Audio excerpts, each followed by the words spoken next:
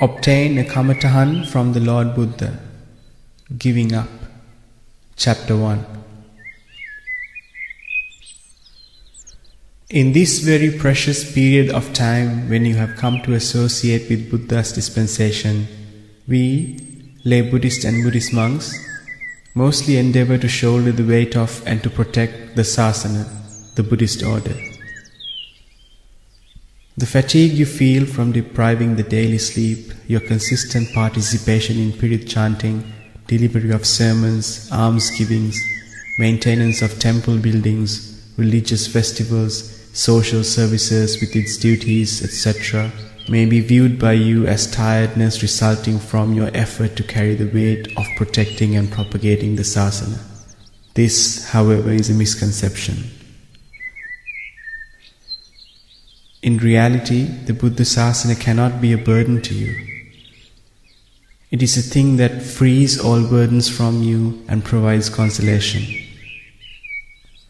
Our determination should be not to shoulder the burden or the weight of the dispensation, but to experience the freedom and the lightness of this dispensation. So if you feel any tiredness or weight while you are practicing the Buddhist principles, then it is an indication of incorrect practice. This question must be kept in the forefront. You should be humble so as to think about the correct or the incorrect path. But if you are searching for pleasure, happiness and good health for your life, then definitely you will feel the heaviness and will feel tired, because you are searching for something that doesn't really exist. Why we should become Buddhist and Buddhist monks is to bear the ease and lightness of the Buddha's dispensation. When practicing this teaching, if we feel a weight or a tiredness, then we wouldn't need it. When monks and lay disciples perform material practices in a correct manner, when they honor the supramundane Lord Buddha in majestic fashion with material offerings, as a result of the merit of such practices and offerings, the four requisites of life will come flowing in. That is not a miracle. It is what you get in return in this very life itself, as a meritorious result of the trust and respect you offer to Lord Buddha, and as a result of the power of Lord Buddha. We can see this prosperity in the fortunate society very often. But when fortune flows in due to the result of merit, we get ourselves entangled. This prosperity and fortune flows in order for you to have more and more devotion to Lord Buddha, and thereby to move forward with trust and faith on the path of virtue, concentration and wisdom, Sila, Samadhi, Panya, that was taught by the Lord Buddha. Through this prosperity, trust is gained to show you that if this is done, then this is gained. Here is the point where you must be skillful to incline from material offerings into principles and practice. However, we, so as to cling to the material prosperity, get stuck in the material offerings. Thereby more and more prosperity flows in. Finally, this fortune of requisites grabs us, gets hold of us. This situation leads you to reside where you thought the happiness lies, makes it a resting place, rather than continuing your journey to Nibbana through the path of Sila, Samadhi and Panya. You see no fault in this situation. Now you are intoxicated with this prosperity, fortune, and you cannot see beyond. You become short-sighted.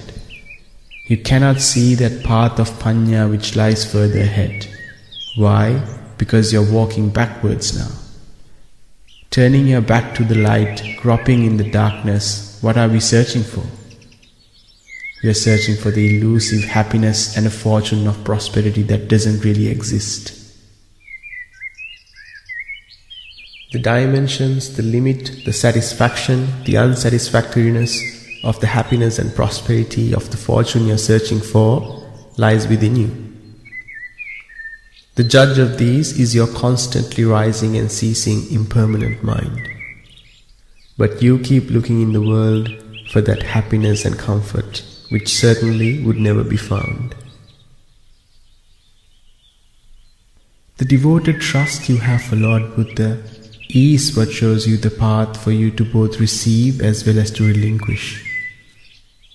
You need to be skillful in this instance. How?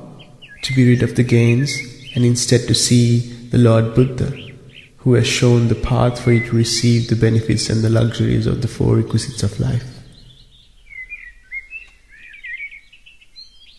When the Lord Buddha has given you the opportunity to see Him, you tirelessly keep wasting your time searching for this elusive happiness. When you are fatigued and busy, at that moment ask yourself, aren't I looking for that non-existent happiness too? For what purpose do all human beings exhaust themselves 24 hours a day? They exhaust themselves to possess things, for them to further accumulate. And to possess what? To accumulate and possess more comfort, happiness, responsibilities, leadership, etc. In fact, not only humans but also the animals are struggling, exhausting themselves in search of comfort and happiness. Devas in the heavens too, having descended to the Deva worlds, indulge in the divine comforts, divine nutrition due to the desire for such comforts. Due to having assumed that such comfort is eternal, permanent, thus going behind and chasing after further comfort and happiness, the ultimate thing that they accumulate is craving. Through this craving, it is only demerit, unwholesome sin that is born. In this journey of searching for unsuccessful, fruitless happiness, all beings unknowingly fall into the four hells and thereby are subject to infinite suffering. Even those Brahmas who live in the Brahma worlds associating the wrong view and not having taken the refuge in the triple gem are subject to fall into the four hells and subject to this infinite suffering. Other than those Brahmas or Devas who have taken the refuge in the triple gem, all other beings are subject to the same fate in this pursuit of happiness. Divine prosperity is short compared to the lengthy sufferings of the four hells. Devas in the heavenly realms, due to continuously indulging in infinite sensual joy, being more and more greedy for such sensual prosperity, due to chasing after the sensual pleasures with vigorous desire, and due to the continuous increasing of the craving, they accumulate demerit. Due to this reason, they quickly diminish in their divine prosperity. There is a great chance of Devas yet again falling into the four hells.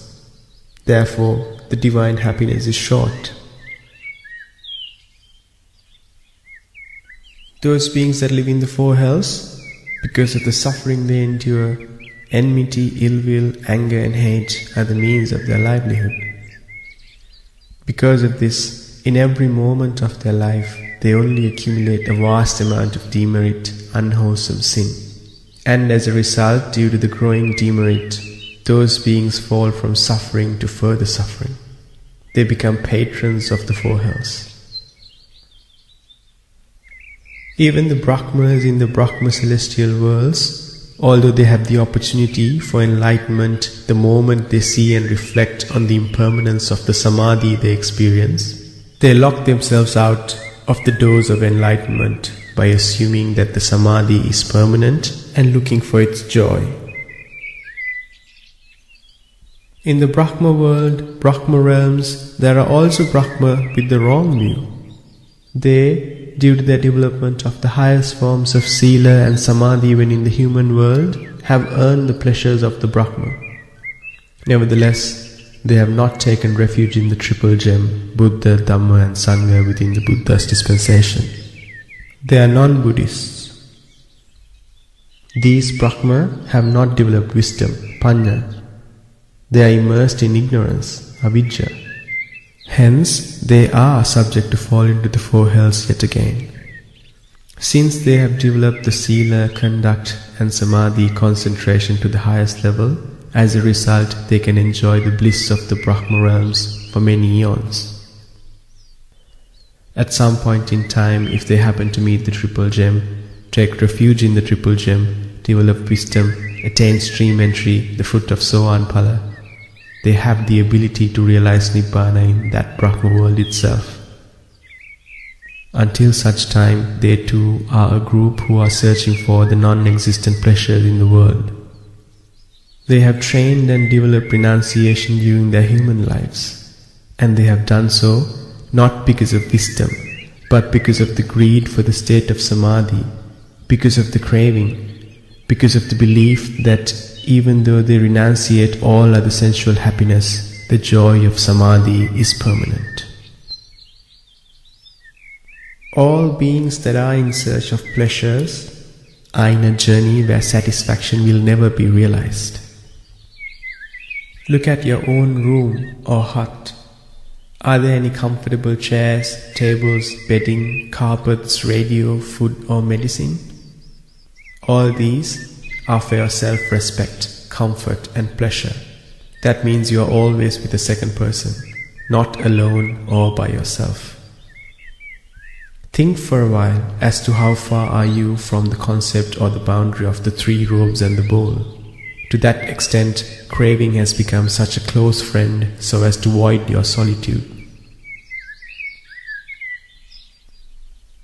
Although in past lives we have become the universal monarch, kings, premiers and ministers so many times in this samsara, and there we have experienced majestic prosperity to the maximum, yet in the present we are in a race to find untried tastes and sensual comforts because of the unawareness of what we had experienced throughout the samsara.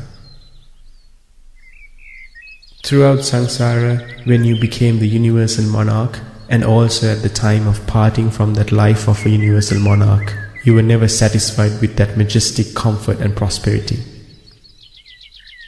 And because of that, colliding with craving, repeatedly you fell into the journey of finding prosperity and sensual comforts. Now you are traveling in that same path. And who dragged you into this path is none other than your own ignorant mind, your greedy mind, ungrateful mind, the indiscriminate mind, that mind of yours which rises and falls, which strays after sensual comforts. Because of this greed, the distance you have already journeyed and the distance you are destined to journey cannot be expressed in figures. Whoever you may be, aren't you striving for this comfort and prosperity? Isn't it because your mind commanded you to do so that you took this article to read? Is that mind still there now? That mind has ceased now. That mind doesn't belong to you, does it? Isn't it a stranger to you? But at some moment in the past, didn't you activate that mind thinking that it was permanent and belonged to you? Through that, didn't you acquire a wholesome, meritorious or an unwholesome, demeritorious state? Aren't both these states of mind taking you to further being, bhava? Therefore, each and every state of mind that is not seen as impermanent, anicca, journeys you in the samsara, doesn't it? At one particular juncture during your endeavor towards achieving Nibbana, the perception of the Lord Buddha will appear to you, and that is a definite. Having appeared, the Lord Buddha will give you a Kamatahan for you to complete the rest of your journey to achieve the Nibbana. This is given by the Lord Buddha himself. The Kamatahan given by the Lord Buddha is the one that tells you to see the present mind as impermanent. Since it emanates through a perception of the Lord Buddha, you will strongly feel it and comprehend it. And at the same time, you will see the mind through which you saw the Lord Buddha as impermanent.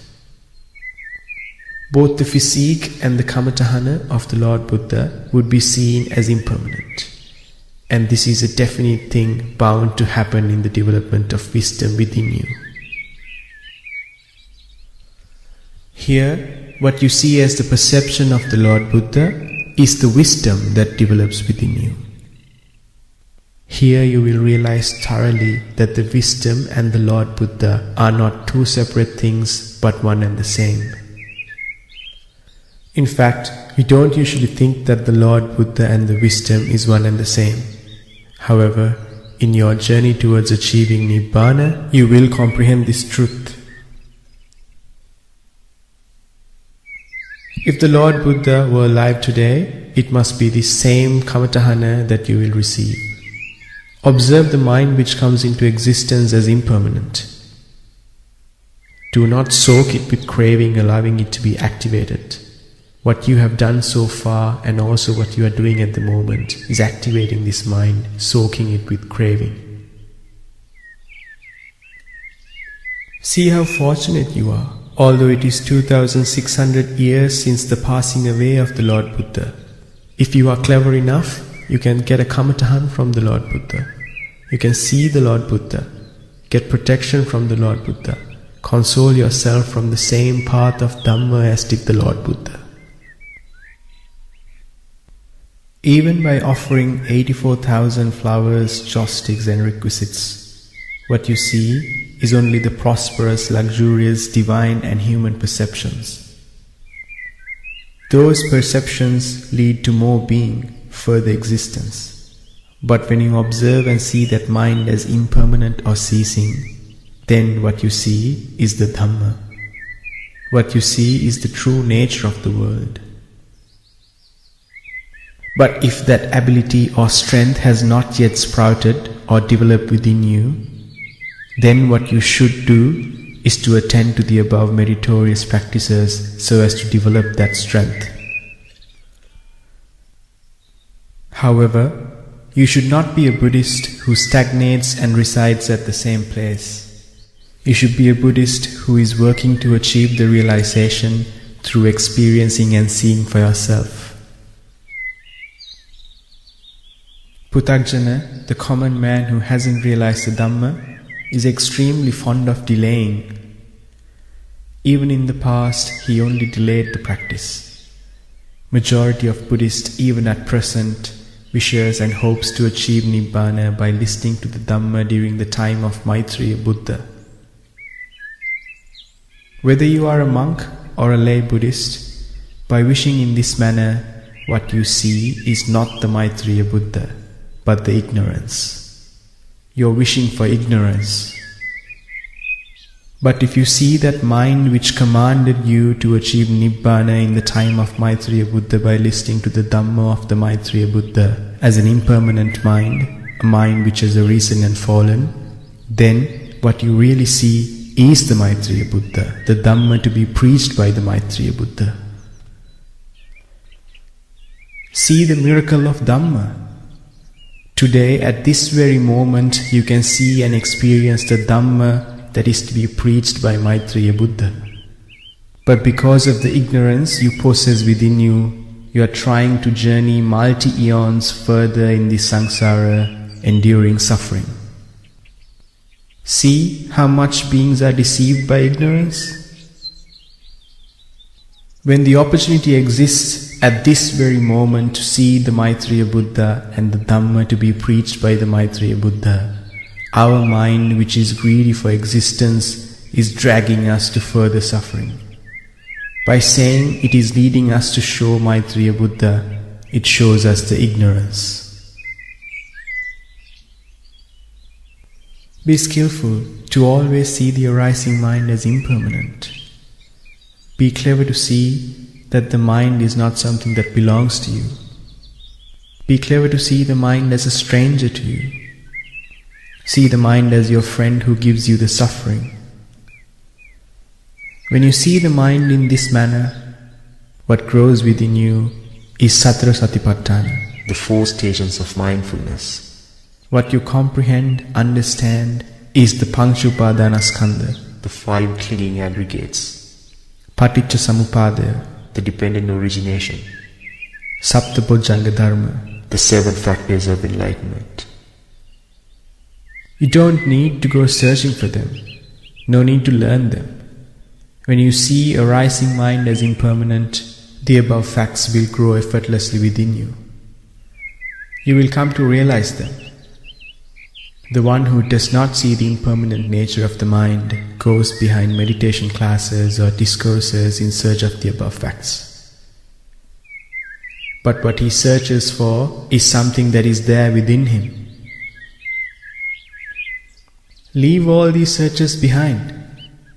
Search for and see only this impermanent mind which activates this physical body formed by the mighty 4 great elements and tends towards a corpse. In that manner, what you search for and see is the true Dhamma here and now. If you want to go to Kataragama, what you should do is to go to the bus stop, get on the bus to Kataragama and buy a ticket. Then the bus will take you to Kataragama. On your journey to Kataragama, if you observe the surroundings passing by, you will notice the Kalutara Bodhiya, the Gaul harbour, the salt pan of Hambantota and the great pagoda of Tissa Maharamaya. However, without getting on the bus, if you endeavour to get to know the details and information and find out the descriptions of all of the above from the people at the bus stop or from a road map, you would miss the bus and would be deserted. In this same way, keep observing your mind. Then you will see the fourfold mindfulness, the Panchupadanaskandha, the Paticca Samuppada and the Saptabhujanga Dharma. We'll realize them, comprehend them. You should not go for tuition searching for them. Look at the mind. Mind is that which is impermanent. The world, the beauty, the ugliness, the comfort, the sorrow, the loving kindness, the anger, the existence or being, the extinction. In short, the mind is the creator of the whole world. The mind means a heap of sorrow. Yet he is your best friend. He is the pet who utters consoling words to you. He is the deceiver who covers the right path and shows you the wrong one. Also, he is your savior. Therefore, discern the mind by comprehension. Make the mind your best friend. The way in which you can do that is by relinquishing the mind. When you relinquish the mind, then you would escape from the world as well. Because sorrow knows that comfort is impermanent, sorrow would hang around comfort. What comfort knows and sorrow knows is not known by you, because both comfort and sorrow is the creation of a mind which does not belong to you, which is a stranger to you. You don't know the mind. You don't investigate the mind. But every day you go in front of the mirror and inspect your hair, beard, eyes, ears, tongue, teeth, face, pimples and skin. If necessary, you will take vitamins, apply creams. You examine yourself, beautify yourself, but you fail to examine the mind. The mind of yours which searches for comfort and beauty, examine that mind with the mirror of wisdom. What you would see is not you, but only a great force of energy.